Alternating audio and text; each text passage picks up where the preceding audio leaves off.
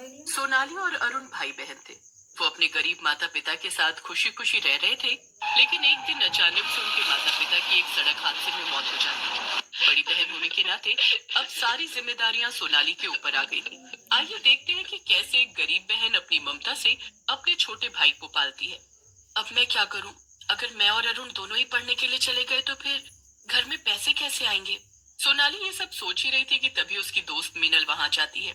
मीनल सोनाली के पड़ोस में ही रहती थी। सोनाली, कैसी हो तुम? क्या बताऊं मीनल, कुछ समझ नहीं आ रहा। अब तो मुझे लगता है कि मुझे अरुण के लिए अपनी पढ़ाई छोड़नी ही पड़ेगी। क्या? फिर तुम क्या करोगी? बस एक ही रास्ता है।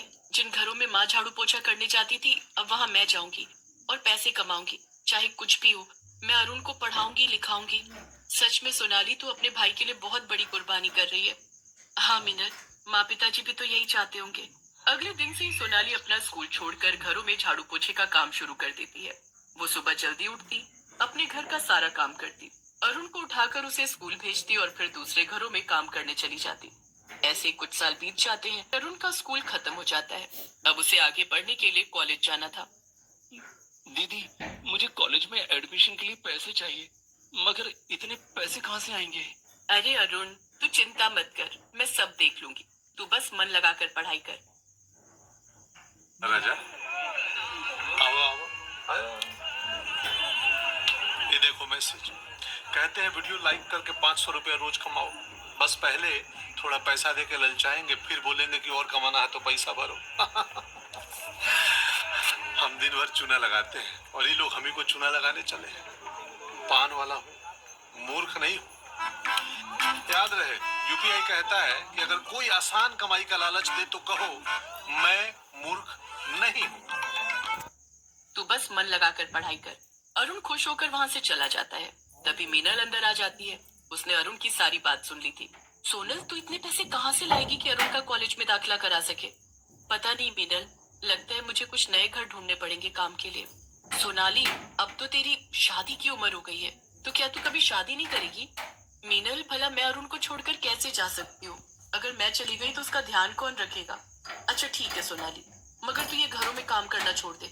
मैं जिस फैक्ट्री में काम करने जाती हूँ वो बहुत बड़ी है, वहां पर बात कर। ये तो बहुत अच्छी बात है। शुक्रिया मीनल। किस्मत से सोनाली को उस फैक्ट्री में साफ सफाई का काम मिल जाता है और अगले दिन से सोनाली उस फैक्ट्री में काम करने लगती है। इसी तरह वो अरुण के कॉलेज की फीस भर देती है। जब अरुण के कॉलेज की पढ़ाई भी खत्म हो जाती है तो उसे एक अच्छी नौकरी मिल जाती है।